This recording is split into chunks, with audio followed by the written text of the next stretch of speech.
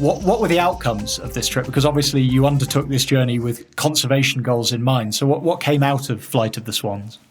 Yeah, so I mean, a really big part of it, to be honest, was different countries in that early meeting had said, we have a real problem getting swans up the political agenda, getting people to take this seriously and pay attention to it.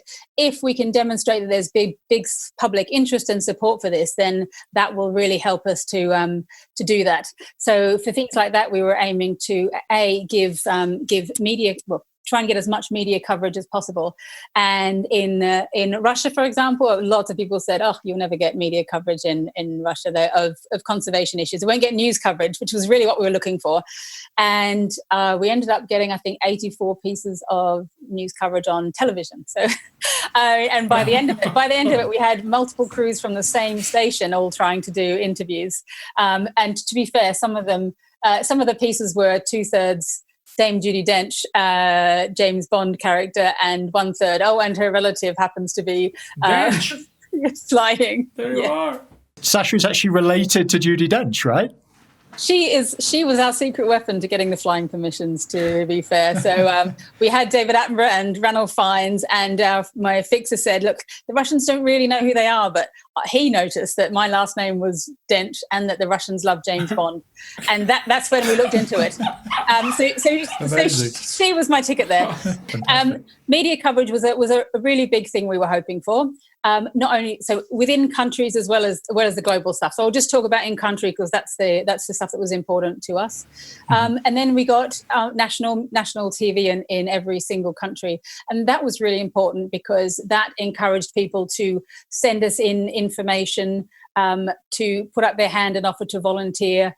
To come along to the meetings that we had along the flyaway. I think we dropped in on 50-something schools.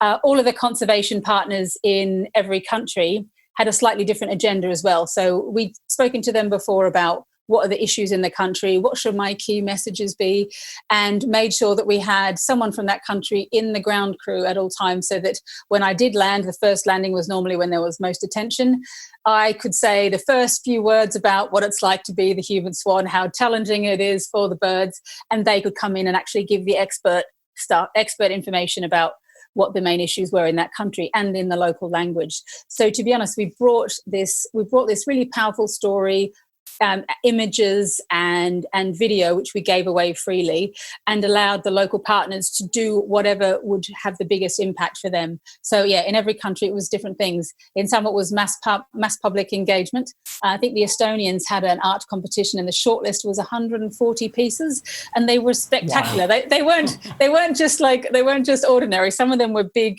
like sculptures out of reclaimed plastic showing swans fighting.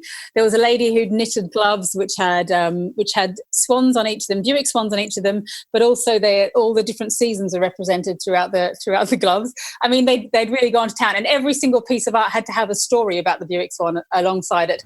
I mean, it was really incredible. In Poland, a key message for us was around the use of lead shot, which was still allowed in. Of all the major countries, it's still allowed in wetlands in Poland and in Ireland. So that was a key thing. So yeah, landed and got that onto national breakfast television, caused a massive hoo-ha. Fantastic. Yeah, and obviously there's been legislation coming out from that as well. But a big part of it was more information gathering, letting partners do what they really needed to do with it, and raising the issues in every country. So yeah, I think we'll find that the next lot of swan count data will slowly be on the increase. But the thing that I suppose I'm really, really keen to look at is whether or not in the future, when we catch swans at Slimbridge and x-ray them, do less than 30% have lead in their bodies. I mean, that would be an amazing, highly measurable thing, as well as the population starting to go back up. Fantastic. And it's something that I love to see this project as well, because some of my fondest memories as a young birder in the UK were going down to Slimbridge with my grandparents. Wow. And we'd stay in this tiny little B&B about 20 minutes from the thing, and I'd sleep on a pull-out bed that came out from under their bed.